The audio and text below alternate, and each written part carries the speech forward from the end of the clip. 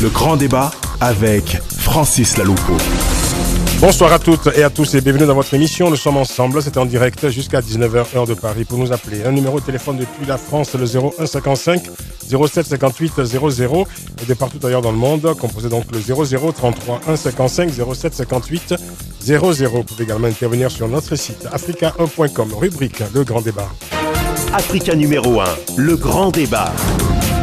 Dans le grand débat aujourd'hui, l'industrie de la fraude électorale en Afrique. Alors que les années 2015 et 2016 seront marquées en Afrique par plusieurs rendez-vous électoraux majeurs et parfois sensibles, une question récurrente s'installe dans le débat politique. Quelle garantie pour des élections, pour des scrutins transparents, sincères et crédibles? Depuis plusieurs années, les scrutins sont régulièrement entachés de fraude, source de contestation et de crise préélectorale et même post-électorale. Le processus de démocratisation en Afrique, ces processus ont ainsi donné lieu à la mise en place progressive d'une véritable industrie de la fraude électorale, un business lucratif qui a suscité de nombreuses vocations avec la création d'entreprises dédiées à cette cause génératrice de profits, mais aussi de conflits à répétition. Comment la fraude électorale est-elle devenue un business lucratif en Afrique? Réponse dans ce grand débat. L'émission est réalisée par Hélène Bizio. Le Grand Débat sur Africa numéro 1. Le Grand Débat. Retrouvez également le grand débat sur facebook.com/le grand débat. Bienvenue à tous nos amis qui nous ont rejoints sur la toile. Est-ce qu'on peut en citer quelques-uns? On me fait signe que non. Voilà, le tableau n'est pas affiché. En tout cas, c'est bien d'être là, chers amis du bout du monde, ceux qui nous écoutent des quatre coins du monde plutôt, du Canada, de Édimbourg aussi. J'insiste beaucoup sur Édimbourg parce qu'on a quelques auditeurs à Édimbourg qui insistent, qui demandent à ce qu'on les cite souvent, à ce qu'on les fasse un clin d'œil. Voilà qui est fait. Clin d'œil également à nos amis qui nous écoutent, évidemment, à Cayenne. Ce sont des auditeurs très, très fidèles également en Guyane. Le débat du jour, tout de suite. Africa. Retrouvez le Grand Débat 24h sur 24 en podcast sur le site www.africa1.com. Rubrique Le Grand Débat. L'industrie de la fraude électorale en Afrique, comment la fraude électorale est-elle devenue un business lucratif sur le continent? C'est la question au cœur de cette édition du Grand Débat. Nous en parlons avec nos invités, avec nous ici en studio, Almami Kaloko. Bonsoir. Bonsoir Francis et merci de votre invitation. C'est un plaisir de vous inviter. Vous êtes président de GRAD Guinée. Alors le GRAD Guinée, c'est le groupe de réflexion et d'appui au développement de la Guinée, c'est ça C'est en effet un think tank qui fait de la prospective sur les sujets de développement liés à la Guinée-Conakry. Très bien. Avec nous également par Skype, Alfred Atipoué. Bonsoir. Bonsoir Francis. Merci d'être avec nous. On a un léger écho, mais ça va pouvoir s'arranger. Vous êtes vice-président de Synergie Togo, organisation de la société civile togolaise. Bien sûr, l'organisation qui travaille donc sur les liens entre certains opérateurs électoraux, on en parlera, et le gouvernement togolais. Nous sommes également par Skype, depuis Toulouse cette fois, avec Marc Ona Essangui. Bonsoir. Bonsoir. Vous êtes leader de la société civile gabonaise, secrétaire exécutif de Brain Forest, une ONG de défense de l'environnement. On va commencer avec vous, Marc Onana Essangui. Vous êtes donc secrétaire exécutif de Brain Forest. Donc, vous êtes également l'un des leaders de la société civile gabonaise.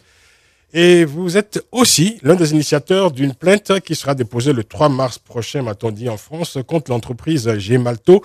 Gemalto, c'est un leader mondial de la sécurité numérique.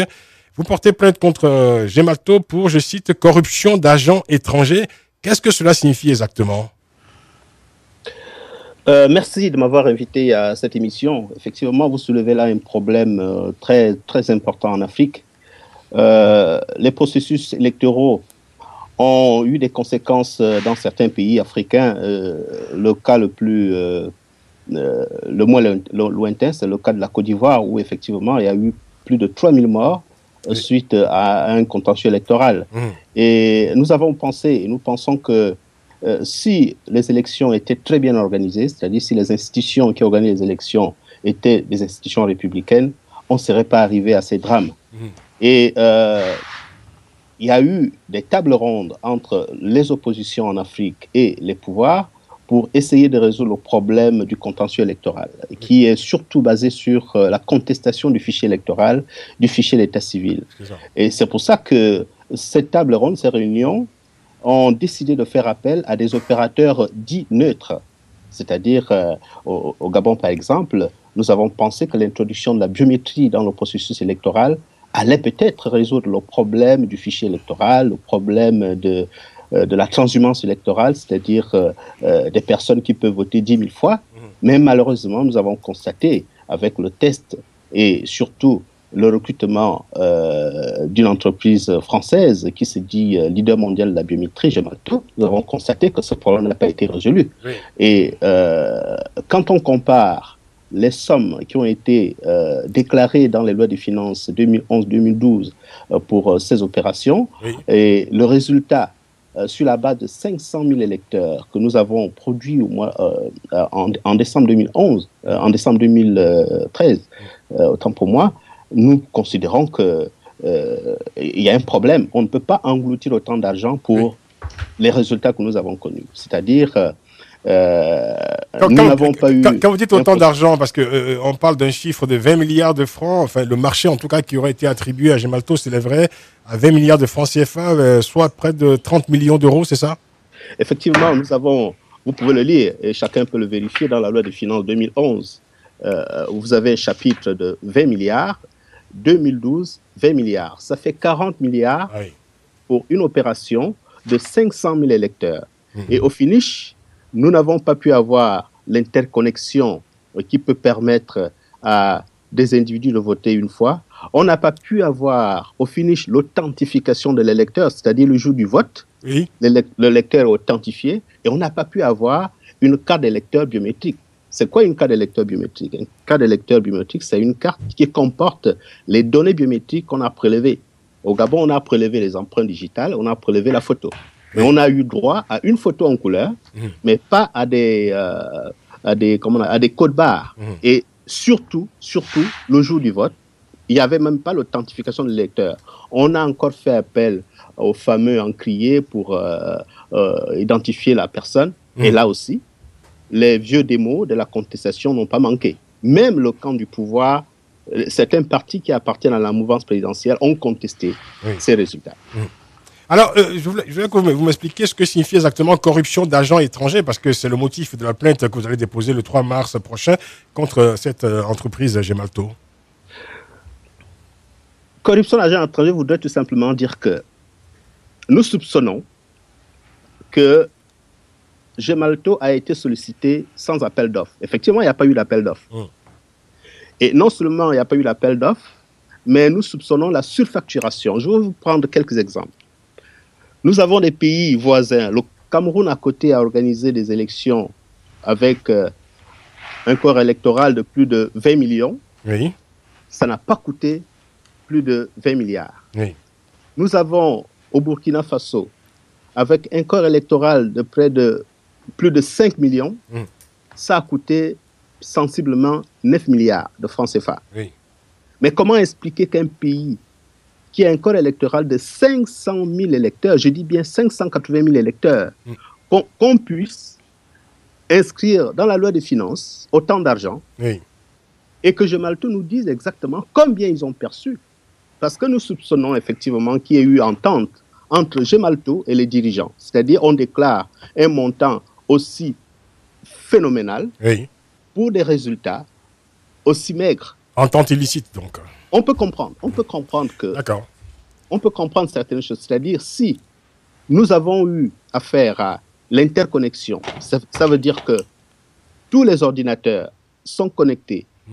Et pour que le jour du vote, qu'on ne soit pas arrivé à authentifier l'électeur, ne pas authentifier l'électeur le jour du vote, pour nous, c'était le plus gros scandale. Bon. Alors, à quoi ont servi ces montants? Je peux vous dire, je vous signale que 500 000 électeurs, une base de données de 500 000 électeurs, mais ça tient sur une clé USB. Bon. Écoutez, Marc, restez avec nous. On a Essangui, restez avec nous. On va essayer de comprendre exactement ce qui se passe avec Gemalto.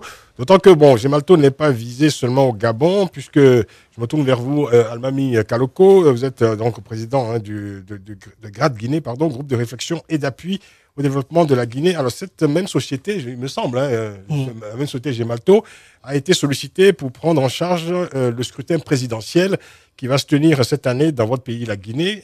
Comment vous réagissez-vous à cette plainte de la société civile gabonaise contre Gemalto déjà? Je pense que toutes ces entreprises qui travaillent sur le fichier électoral, telles que SEGEM, Waymark Sabari ou encore Gemalto, sont des entreprises en réalité qui travaillent pour l'État, pour le maintien des chefs d'État, des dictateurs en place. Et donc, en réalité, nous sommes solidaires avec cette plainte. Et Gemalto, aujourd'hui, est rentré aussi en Guinée parce que, à l'issue du dialogue politique en Guinée, il avait été décidé qu'un comité allait être mis en place, composé de la mouvance et des partis de l'opposition, pour faire un cahier des charges et faire un appel d'offres international. En Guinée, il y a eu un appel d'offres qui était fermé. Et Gemalto a été recruté de la façon la plus opaque. Et l'opposition n'a pas été associée à cela. Et tout ça pour mettre cette vaste entreprise de fraude. Et le sujet que nous débattons aujourd'hui est extrêmement grave. Le scrutin n'a pas encore eu lieu. Pourquoi déjà vous faites un procès en fraude à Gemalto? D'abord, le pouvoir de Conakry est un coutumier des faits. Il faut remonter aux élections présidentielles de 2010, quand le président actuel a été élu, Alpha Condé, la première chose qu'il a fait, c'était de contester le fichier électoral, parce qu'en réalité, il avait obtenu 18%, il n'était pas admis au second tour des élections présidentielles. Il a contesté le fichier électoral, il a fait venir un opérateur de façon unilatérale, là aussi dans des conditions douteuses, qui s'appelle Sabari FM, parce qu'en réalité, il y a eu un deal, pour parler de business, un deal entre Alpha Condé et le PDG de la société Paladino, monsieur Walter Henning, qui a fait un prêt à l'État guinéen pour la mise en place de la société qui s'appelle Sogi Pami, la société de patrimoine minier, et les 25 millions de dollars donnés à l'État dans le contrat. Il était stipulé que 30% du patrimoine minier guinéen allait revenir à Paladino, qui est domicilié, dont la société est domiciliée dans les îles Caïmans. Et tout à fait. Et ce dernier a aidé le pouvoir en place à faire venir Sabari, la société Waymark, dans les conditions les plus opaques possibles. C'était Waymark qui était contesté fortement par l'opposition pendant plusieurs mois. Pendant plusieurs mois. Parce que le fichier électoral, en réalité, qui avait élu Alpha Condé, quand on est élu avec un fichier, je pense qu'il faut maintenir ce fichier. Mais pourquoi changer ce fichier? Et quand Waymark a été recruté, Waymark a dit que ce fichier ne correspondait pas à leur paramétrage. Ils ont fait un nouvel recensement général de la population, alors que le code électoral dit qu'on peut faire la révision du fichier électoral à la fin de chaque année. Tel n'a pas été le cas. Les recensements ont été organisés dans les fiefs du pouvoir en place. Même les enfants qui n'ont pas l'âge de voter ont été recensés sur le fichier électoral. Les mairies ont été destituées dans toutes les villes où les maires n'étaient pas du RPG Arc-en-Ciel, ont été destitués de façon illégale, alors que le code électoral, le code des collectivités dit que pour renvoyer un conseil municipal, il faut que les membres du conseil soient, les deux tiers des membres du conseil soient condamnés dans l'exercice de leurs fonctions. Tel n'était pas le cas. Ils ont été non seulement renvoyés, mais ils ont été maintenus de façon illégale. Jusqu'à aujourd'hui, ces gens-là sont là en place et le pouvoir refuse de faire des élections municipales pour organiser les élections présidentielles dans ces conditions-là. On va continuer d'en parler à Mamik Kaloko, Alfred Atipoué, que nous écouterons après la pause pour la publicité. Marc Ona et Sangui est également notre invité. On essaie de comprendre ces pratiques obscures qui prospèrent en Afrique depuis le déclenchement des processus démocratiques sur le continent. Certains parlent même, en parlant de ces fraudes électorales, de cette industrie de la fraude, on dit aisément qu'il s'agit du ver dans le fruit de la démocratie. Retour dans 2 minutes. De 18h jusqu'à 19h, le grand débat avec Francis Laloupeau sur Africa numéro 1. L'industrie de la fraude électorale en Afrique, nous en parlons avec Almami Kaloko, président de GRAD Guinée, groupe de réflexion et d'appui au développement de la Guinée. Nous sommes également en compagnie de Alfred Atipoué, vice-président de Synergie Togo, organisation de la société civile. Et depuis Toulouse, par Skype, Marc Ona Essangui, leader de la société civile gabonaise, secrétaire exécutif de Brain Forest, une ONG de défense de l'environnement. On va s'adresser à présent à Alfred Atipoué, qui est avec nous par Skype, vice-président de Synergie Togo. Bonsoir. Bonsoir, Francis. Alors Oui. Oui, alors, oui, on vous entend bien. Hein. J'allais juste indiquer que votre organisation, Synergie Togo, travaille sur la nature des relations entre le gouvernement togolais, la commission électorale togolaise, la CENI, et une société belge, présentée comme un opérateur électoral, une société belge nommée ZS. D'abord, parlez-nous de cette société et de ses activités précises au Togo. Alors, d'abord, merci de nous donner l'occasion de nous exprimer sur un sujet aussi important pour nous, parce qu'aujourd'hui, on est au lendemain de l'annonce de la date du scrutin 2015 des présidentielles du Togo, qui sont fixées au 15 avril, dans un contexte de crise sociale et dans un contexte de crise de confiance entre les acteurs politiques. Donc, vous connaissez tous le Togo, on est habitué aux fraudes électorales. Et le monde entier se rappelle de l'image des militaires qui emportaient des urnes en 2005. C'est ça. Et après ces élections, on a eu un cycle de violence qui a fait 500 morts, plus de 500 morts selon les Nations Unies. Donc au Togo, nous avons un clan au pouvoir depuis presque 50 ans qui a mis en place un cadre électoral assez verrouillé, qui lui permet de se maintenir dans des mascarades électorales qui entraînent des cycles infernaux, élections, contestations, répression et négociations. Tout ça sous le nez de la communauté européenne. C'est ça. Donc aujourd'hui, la plainte contre Gemato, donc la plainte de nos amis gabonais, est une démarche exemplaire qui doit vraiment inspirer les autres pays africains, parce que l'introduction de la biométrie, au lieu de contribuer à un processus électoral transparent, est aujourd'hui source de fraude à cause de l'opacité qui est organisée autour de ces systèmes-là. Donc nous, en tant qu'organisation de la société civile togolaise, nous avons aussi pris nos responsabilités vis-à-vis de cette situation qui n'est pas que chez nous. On remarque que c'est dans d'autres pays aussi. Malheureusement. Et on a aussi essayé de comprendre comment on en arrive avec un système biométrique qui normalement a pour but d'avoir un fichier électoral fiable garantissant l'identification unique de chaque électeur et d'établir la confiance entre tous les partenaires. Comment ça se fait que ce fichier est source de problèmes? Au Togo, on doit remonter à 2007 pour l'introduction de la biométrie. Après les élections de 2005, qui ont vu l'arrivée du fils Yadema, de Faure Gnassingbé. En 2007, pour les législatives qui ont été organisées de manière consensuelle, il y avait une introduction de la biométrie. Et cette introduction n'était pas faite de manière conventionnelle. Comme au Gabon, il n'y a pas eu d'appel d'offres. Oui. On a eu juste... selon les dires de l'État togolais et de la société du prestataire de services, l'introduction de la biométrie était d'abord un prêt de 4000 kits du Congo au Togo. Oui. Donc, un prêt d'État à État. Donc, pas d'appel d'offres pour des fournisseurs. Oui. Et ZTS a été introduit au Togo de cette manière-là, puisque c'était le fournisseur, le prestataire de services au Congo, en République démocratique du Congo. ZDS, société belge donc. Hein. Voilà, ZTS est une société belge spécialiste dans les systèmes d'identification. Et donc, ils sont arrivés au Togo comme ça par la petite porte. Oui. Avec seulement un contrat de formation et un contrat de fourniture de consommables. Les kits et le système entier étant prêtés par le Congo au Togo. On est loin quand même des opérations de la technologie électorale, là, quand même.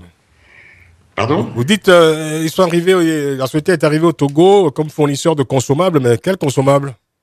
Consommables pour les kits électoraux. Ah d'accord, très bien. Puisque c'est eux qui fournissent les kits, mais ces kits ont été prêtés par le Congo. D'accord, très bien. Donc le prestataire a suivi le prêt, en fait. Il faut dire que ZDS a été déjà fait l'objet d'une plainte au Congo en 2011 pour complicité dans la fraude électorale observée lors des scrutins du 28 novembre 2011 en RDC. La plainte avait été déposée alors devant la justice belge par Aprodec ASBL, une ONG de droit belge. nous suivons un peu cette affaire, mais il n'y a pas de suite encore qu'on puisse exploiter.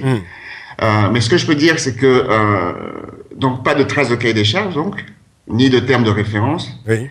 Donc, ce qui veut dire que quelque part, on ne sait pas, en termes IT, on ne connaît pas le SLA, c'est-à-dire qu'est-ce que le système est censé faire et comment mesurer le fait qu'il a bien fonctionné. Mais qu'est-ce qui suscite vos inquiétudes exactement, ou en tout cas cette suspicion, en tout cas qui plane sur cette société ZS? Quels sont les éléments qui aujourd'hui vous interrogent ou vous préoccupent, pardon? Exactement. Nous, en tant que société civile, acteur de l'organisation de la société civile, nous avons, dans un premier temps, adopté une approche très amiable qui a consisté à interpeller le prestataire de service en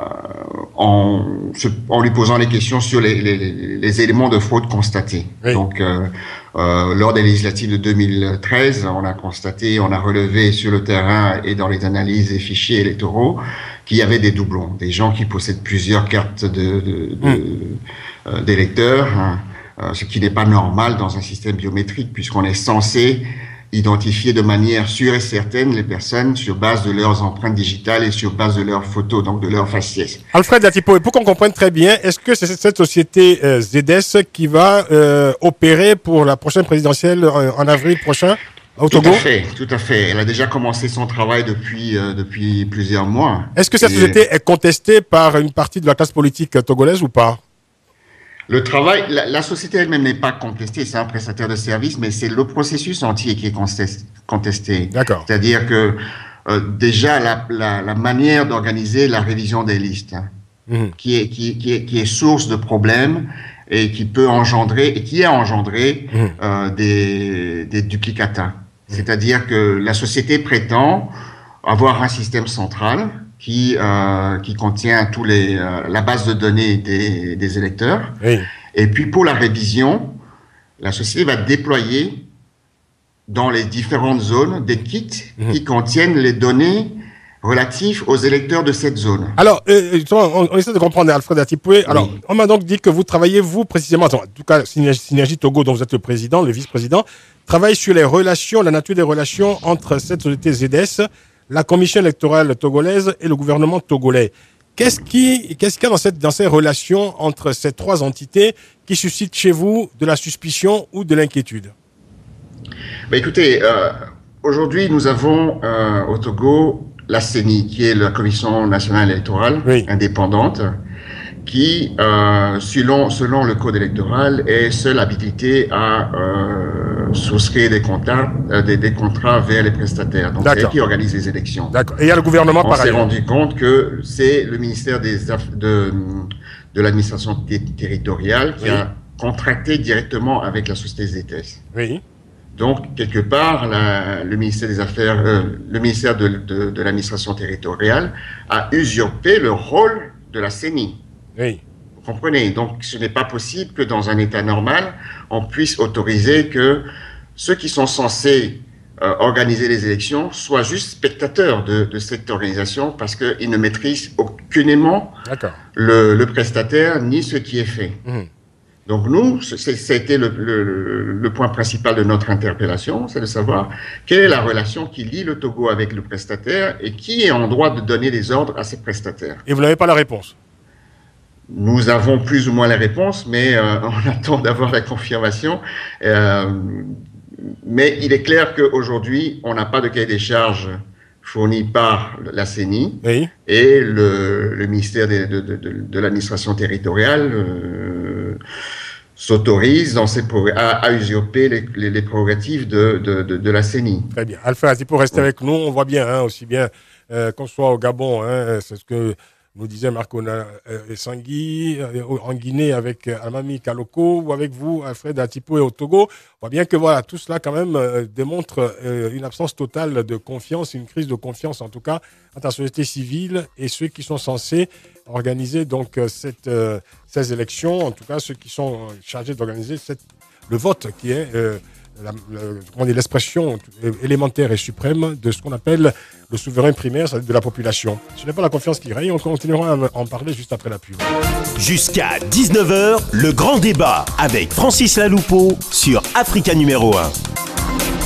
l'industrie de la fraude électorale en Afrique. Nous en parlons avec Almami Kaloko, Alfred Atipoué et Marc Ona Essangui, que je rejoins à présent, qui est avec nous par Skype. On va essayer d'élargir un peu le débat, Marc Ona Essangui. Parce qu'à vous écouter les uns les autres, on retient quand même qu'il y a plusieurs éléments comme ça récurrents qui reviennent dans ce qu'on peut considérer comme une véritable industrie de la fraude. D'abord, l'attribution des marchés publics sans appel d'offres, collusion entre ces sociétés, ces opérateurs électoraux et les pouvoirs publics, manipulation des fichiers électoraux, programmation informatique, dit-on aussi, des résultats. Est-ce qu'on peut résumer ainsi, selon vous, ce qui est devenu un véritable système aujourd'hui à travers le continent? Oui, je pense qu'il y a un système. Nous, ce que nous dénonçons dans ce système, c'est un peu la complicité des entreprises occidentales, surtout européennes. Quand on regarde les directives européennes contre la corruption, je crois que les dispositions sont claires. Je peux comprendre que dans nos pays, la fraude soit inscrite dans les gènes de nos dirigeants, mais je ne peux pas comprendre que des entreprises qui sont assujetties à des lois dans leur pays, qui les poursuivent partout dans le monde, ne puissent pas être transparents. Par exemple, si on arrive à exiger à Gemalto de publier le contrat ou le cahier de charges qui le lie à l'État gabonais ou à l'État guinéen, je pense que par rapport à la directive européenne, cette entreprise est soumise à cette obligation de publication non seulement du contrat, mais aussi du cahier de charges. Le contrat nous permet effectivement de savoir combien le contribuable de nos États, les contribuables de nos États ont déboursé pour cette opération. Le cahier de charges permet de voir exactement ce qui a été demandé. Oui.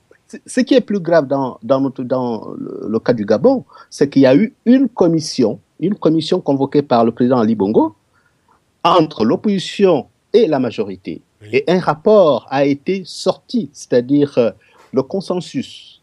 Les points consensuels ont été confinés dans un rapport et par conséquent, il fallait absolument et tout simplement respecter les dispositions de ce rapport. Malheureusement, quand le pouvoir s'est retrouvé seul avec l'opérateur, oui, ils ont fait exactement ce qu'ils ont voulu faire, en violation flagrante des dispositions consensuelles qui ont été arrêtées au cours de cette commission. Alors, nous disons, si une entreprise étrangère qu'on a appelée pour observer une certaine neutralité face à deux protagonistes qui se battent, c'est ça, et que cette neutralité ne soit pas l'heure du jour, ben, écoutez, nous sommes obligés de porter plainte, de nous référer aux juridictions des pays de ces entreprises pour dénoncer un peu cette violation des dispositions européennes en matière de lutte contre la corruption. Et c'est ce que vous allez faire le 3 mars prochain contre cette société Gemalto. Exactement. Voilà, et la plainte sera déposée, il faut le préciser, donc en France. Hein. Est-ce qu'il est avec nous, Alfred Atipoué? Oui, il est avec nous. Très bien. Alors, dans ce système, on peut aussi parler de ces acteurs dont on ne parle pas souvent, mais qui font partie aussi, je dirais, des dispositifs électoraux dans les pays africains. Je pense évidemment à ces observateurs électoraux qui sont présents aujourd'hui. Qu'est-ce que vous pensez des missions d'observation dont les avis sont pris en compte pour valider ou non un scrutin? Est-ce que vous pensez qu'on peut associer également, je dirais, en tout cas, un certain nombre d'observateurs ou de missions d'observation à ce système de la fraude aujourd'hui en Afrique?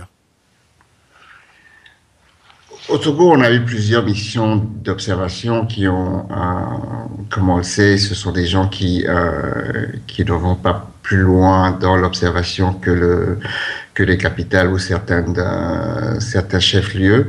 Et ils ne voient pas vraiment toute la fraude. Mais on a quand même eu beaucoup de rapports d'observation qui ont donné des recommandations pour améliorer le processus électoral au Togo. Ce n'est pas la panacée. Alors évidemment, je ne parle pas des trains qui arrivent à l'heure, évidemment. Je parle évidemment de ceux qui posent problème. On l'a vu au Togo notamment, dans votre pays, Alfred Atipoué, la francophonie, on s'en souvient. Bon, on peut évidemment citer d'autres missions. Il y a eu, il y a quelques années, une élection absolument contestée et contestable qui donnait évidemment la victoire au père de l'actuel président, Yassimbe Yadema, qui à l'époque évidemment gagnait toutes les élections, avant même qu'on ait proclamé les résultats. Et la francophonie à l'époque avait envoyé un communiqué pour saluer la transparence, la crédibilité de ce scrutin. Et je sais que quelques temps plus tard, Abdou Diouf, qui dirigeait à l'époque la francophonie, avait émis lui-même des regrets pour ce communiqué qui était, selon lui en tout cas, tout à fait inapproprié. Oui, donc il y a des observateurs de salon. Donc nous, notre logique, c'est aussi de travailler à plus d'implication de la société civile et de la diaspora. C'est dans ce sens que nous avons fait une demande d'accréditation pour participer aux prochaines élections au Togo. Je ne commenterai pas vraiment le cas de certains observateurs qui ont eu à donner des quitus avant même que les résultats officiels ne soient programmés, parce que c'est un peu notre souci, c'est-à-dire que si nous qui sommes premiers concernés par les élections, si on ne s'en occupe pas, on laisse les autres venir le faire à notre place et faire ce qu'ils veulent à notre place. Donc c'est pour ça que moi j'encourage beaucoup les nationaux à s'impliquer dans l'observation électorale, à faire en sorte de former les populations à s'impliquer, à défendre leur victoire par rapport à tout ce qui est fraude. Très bien. Tout ira mieux en Afrique le jour où on fera des élections sans observateurs extérieurs, justement, et même sans observateurs nationaux. Alors, Kaloko, on voit bien que la fraude est de plus en plus sophistiquée, soutenue par l'informatique. Il y a des pays, d'ailleurs, où les résultats étaient programmés informatiquement avant même la tenue des scrutins. Du coup, il devient de plus en plus difficile d'appuyer une contestation post-électorale sur des preuves tangibles, parce que, évidemment, des preuves informatiques sont absolument volatiles et insaisissables. Tout à fait, je vais répondre à votre question tout à l'heure, mais vous avez parlé tout à l'heure de système. Un système est un ensemble d'éléments distincts qui sont en coordination. Quand je prends le cas de la Guinée, ce système est à plusieurs niveaux. L'absence, la crise de confiance entre les acteurs politiques, l'absence de confiance à l'administration publique a fait que nous avons créé cette chose-là qui s'appelle CENI, la Commission électorale nationale indépendante, qui n'est indépendante que de nom. Il est vrai que cette commission est inféodée au pouvoir en place et participe à lancer au recrutement de ces entreprises-là qui alimentent aussi ce business de la fraude électorale. Et je puis dire que, pour répondre finalement à votre question, que les élections en Afrique maintenant sont gagnées d'avance.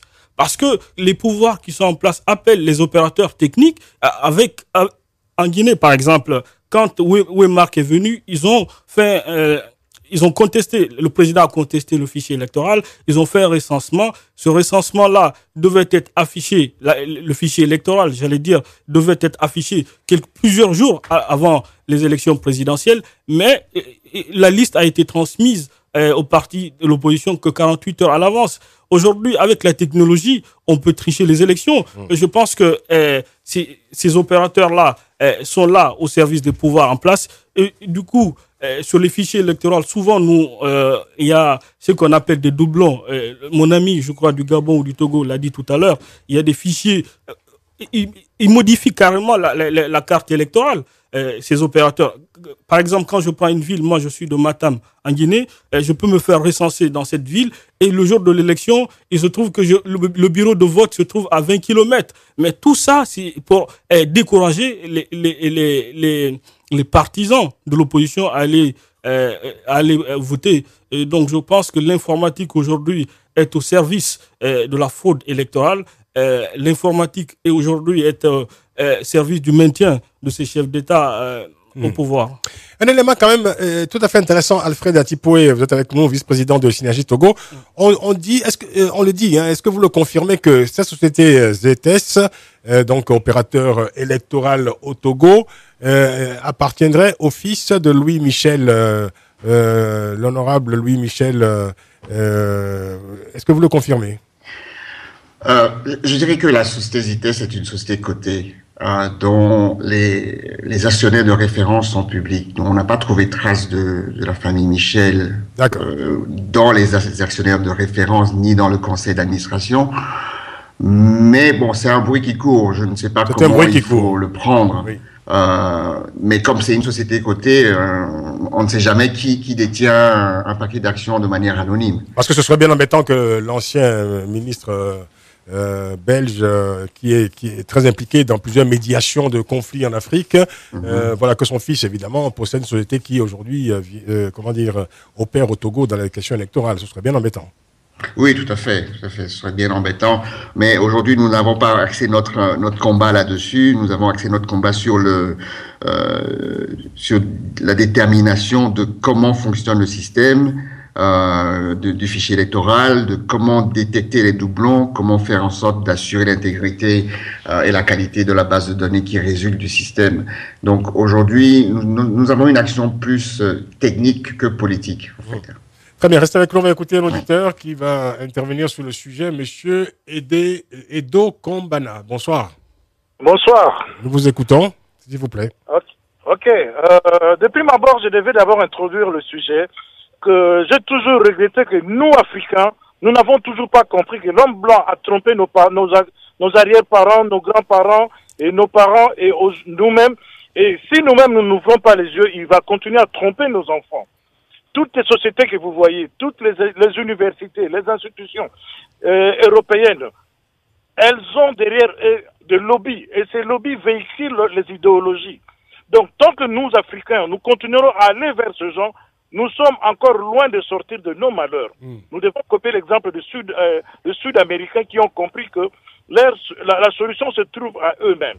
Oui. Et je veux aujourd'hui dire pour la solution électorale, moi, j'ai toujours suggéré que la CENI doit se limiter seulement à publier les modèles des urnes, les modèles des listes, les modèles de fichiers électoraux. Et à la base, nous devons poser une condition. Pour être candidat, vous devez au moins avoir 2 représentants dans chaque bureau de vote. Et ces représentants doivent être là pour signer les listes lorsque les gens vont s'enregistrer pour les élections. Et ces gens-là seront là aussi pour signer le PV électoral. C'est-à-dire que après les élections, le même jour, aujourd'hui nous avons des téléphones partout, chaque candidat chaque témoin. Mais cela se fait déjà, monsieur. Ça n'empêche pas les contentieux post-électoraux. Hein. Cela se fait déjà, ce que vous dites là. Non. Si. Parce qu'il y a des bureaux où les gens n'ont pas de représentants, où il faut attendre que les listes soient envoyées pour centraliser. Je prends le cas du Congo, je suis de la RDC Congo. D'accord. Et nous avons tous ces problèmes-là. Il faut attendre le fichier électoral, il faut attendre les résultats informatiques pour qu'on puisse commencer à publier les élections graduellement. Alors que si chaque candidat, parce que si quelqu'un s'estime populaire, il doit être capable d'avoir 2 personnes qui vont le représenter gratuitement dans un bureau de vote. Bien sûr, gratuitement forcément, puisque ce sont des gens qui représentent leur parti politique. Si vous n'êtes pas en mesure de fournir vos 2 candidats, vous n'avez qu'à vous en prendre à vous-même. Parce que personne ne va empêcher les gens d'avoir 2 candidats, 2 représentants dans le bureau de vote. Le CENI va seulement se limiter à publier les normes des urnes. Vous définissez les normes, ils définissent les normes des urnes, ils définissent le modèle de liste et les modalités de transmission des élections, des résultats de PV. Et comme ça, après chaque vote, après la journée de vote, chaque bureau va transmettre par téléphone ou par fax ce PV signé par tous les représentants. Oui. En ce moment, ça élimine au moins à 90% le risque de fraude. On comprend, 90% c'est beaucoup, mais moi je vous écoute, mais ce sont des recommandations techniques qui sont tout à fait utiles, mais c'est vrai qu'il faut peut-être en appeler surtout à une moralisation de la vie publique et à une véritable adhésion de tous les acteurs politiques à une culture démocratique, non? Non. Ça, j'ai toujours dit, quand le problème il est mal posé, les solutions sont aussi erronées. Vous pensez que je le pose mal? Vous savez, le problème de l'Afrique aujourd'hui, c'est le capitalisme. Nous devons comprendre. Mais là, vous allez loin. Ce sont des choses qu'on n'achète pas. Ce sont des choses qu'on n'enseigne pas dans les universités. Oui. Le capitalisme, par essence, il est basé sur les guerres, les injustices, la violence, sur le sang. Écoutez, je n'ai aucune adhésion particulière au capitalisme, mais le capitalisme n'a pas empêché des élections crédibles dans un certain nombre de pays à travers le monde quand même. Hein. Voilà, le symbole du capitalisme, c'est les États-Unis, et souvent les élections sont plutôt crédibles, transparentes et acceptées de tous. Merci beaucoup, mon cher Edo Kombana. Merci de cette contribution. On va marquer une dernière pause dans cette émission et ensuite on écoutera nos invités, évidemment. Almami Kaloko, Alfred Atipoe et Marc Ona Essangui. À tout de suite. Jusqu'à 19h, le grand débat avec Francis Laloupeau sur Africa numéro 1. L'industrie de la fraude électorale en Afrique, nous en parlons avec Almami Kaloko, président du groupe de réflexion et d'appui au développement de la Guinée, Alfred Atipoe, vice-président de Synergie Togo, organisation de la société civile, Marc Ona Essangui, leader de la société civile gabonaise, secrétaire exécutif de Brain Forest. Et je voulais vous lire un extrait d'un texte écrit par le politologue Louis-Marie Cacdeux qui explique l'organisation de la fraude électorale. Un texte paru dans Libre Afrique, c'était en décembre 2014. Il dit ceci. Tout d'abord, les fraudes se passent au niveau institutionnel et administratif. En premier lieu, le fraudeur dissimule ses intentions dans les opérations de recensement général de la population en procédant au rétrécissement du fief électoral de l'adversaire. Par exemple, les Camerounais ont appris à leurs dépens depuis le recensement général de la population en 2005 que les régions du littoral et de l'ouest, fief de l'opposition, n'étaient plus les plus peuplées du Cameroun, au profit des régions de l'extrême nord et du centre, fief du pouvoir en place.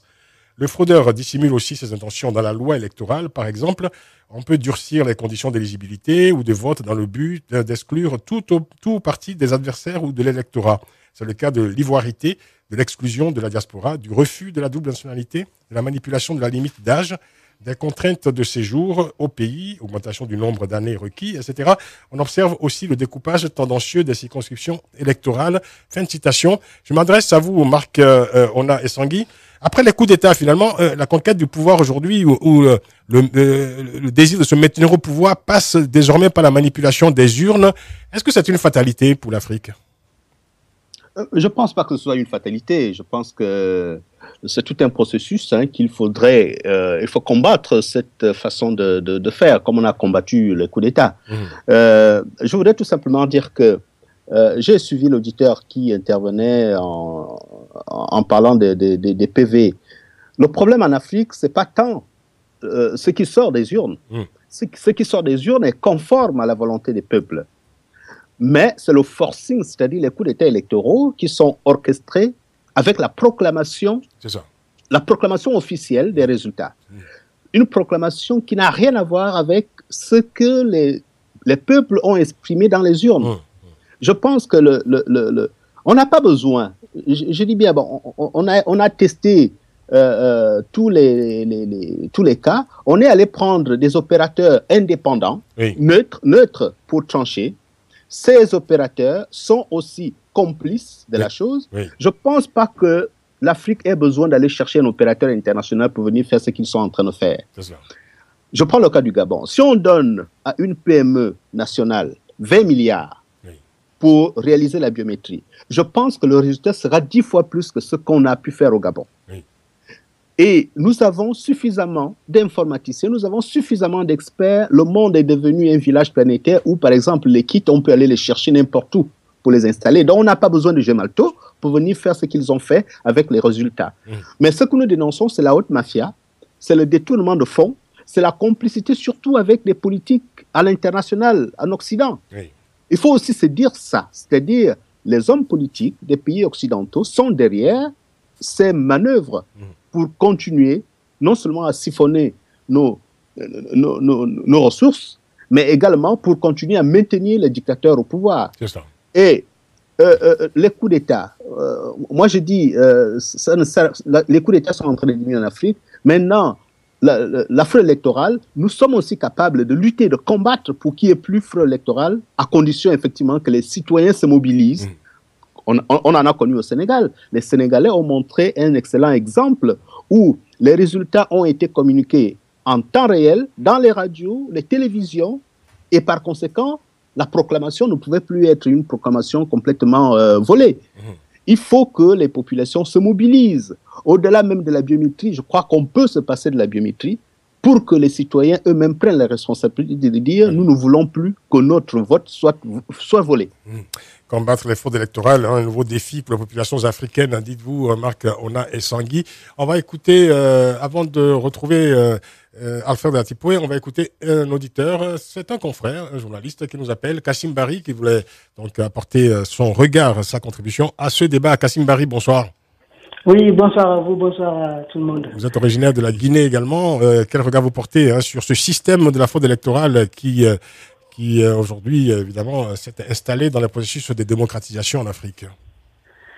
Moi, je pense que c'est assez triste. C'est assez triste que jusqu'à aujourd'hui, depuis les années 90, jusqu'à maintenant, à chaque fois qu'on organise des élections, c'est des contestations des uns et des autres.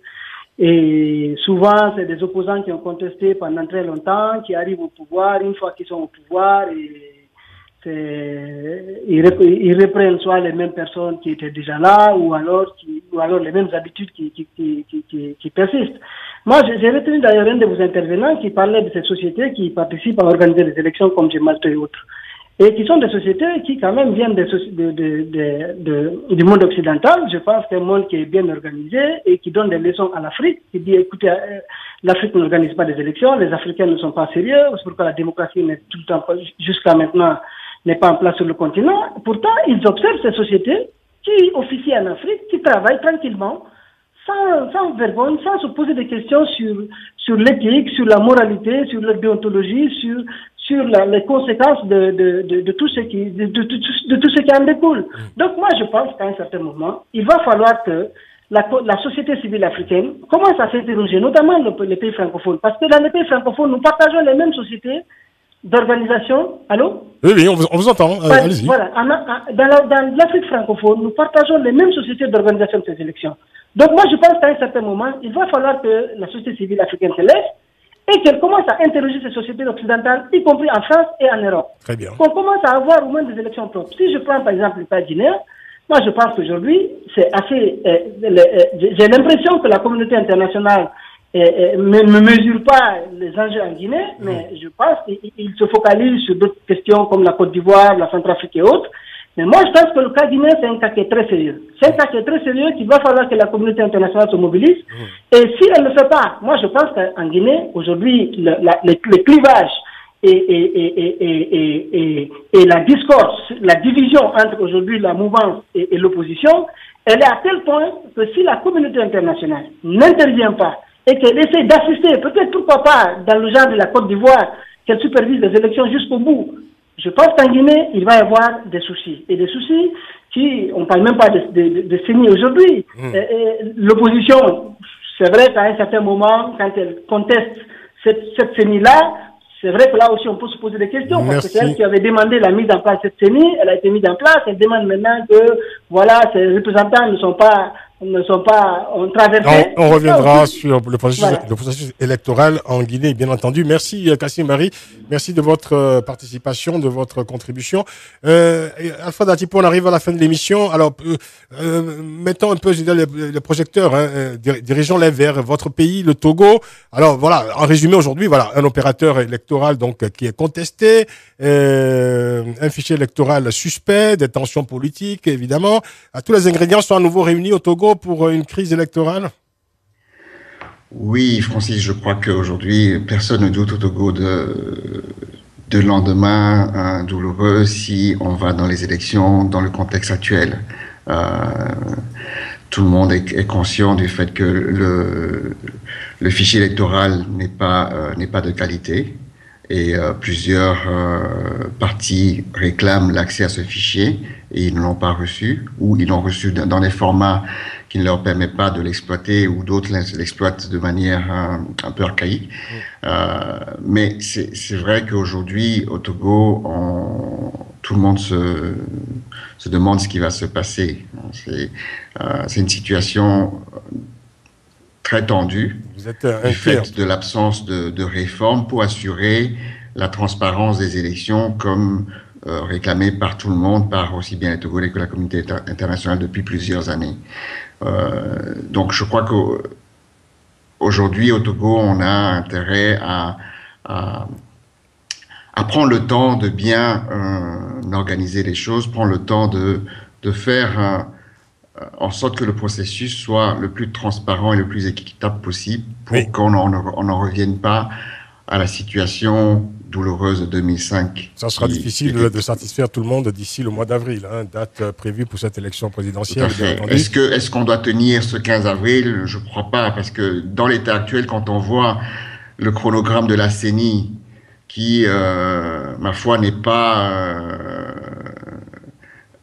des plus orthodoxes et qui fait qu'aujourd'hui, on ne peut pas programmer des élections sans que tous les travaux de la CENI n'aient été finis ou ne soient dans un état où on confirme qu'on peut aller aux élections. Merci. Oui. Merci Alfred. J'aurais une remarque à faire par rapport à ce que Marc Conat a dit. Je vais dans son sens, dans le sens qu'aujourd'hui, on a des systèmes biométriques dans nos pays, mais ce n'est pas on une se pose garantie. vraiment la question si on avait besoin de la biométrie. Parce qu'on n'aurait pas besoin de ce système-là si on avait des systèmes, des registres d'état civil de qualité.